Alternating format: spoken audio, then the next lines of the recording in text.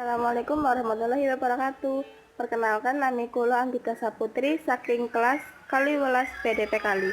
Temriki kula badhe nerangake tembang pangkur, yaiku makna tembang pangkur, watak tembang pangkur, patokan tembang pangkur, damel tembang pangkur, dan pesan moral tembang pangkur. Tembang pangkur.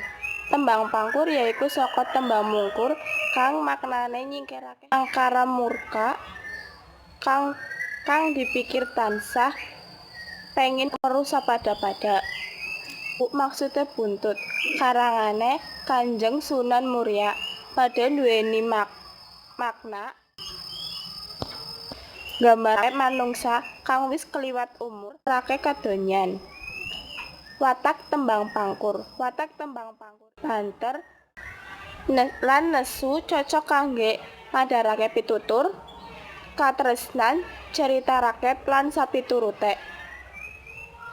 Patokan tembang pangkur. Guru gatra 7, guru wilangan 8, 11, 8, 7, 12, 8, 8.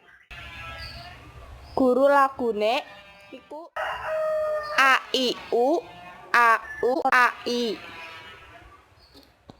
Ndamel tembang pangkur tema pendidikan. Nuntut ilmu nang sekolah, ilmu agama lan budi pekerti. Kanggon singgo nuntut ilmu ora mung ning sekolah,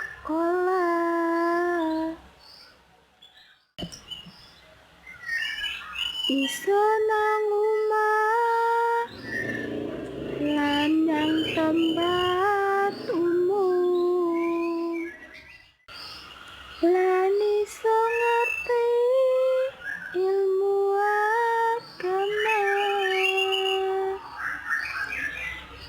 Agama kang niku meni. Moral tembang pangkur tema pendidikan ing ngandhut yaiku ilmu ora mung nang sekolah nanging iso dilakokake nang ndi wae, contohe kaya tempat umum. Wassalamualaikum warahmatullahi wabarakatuh.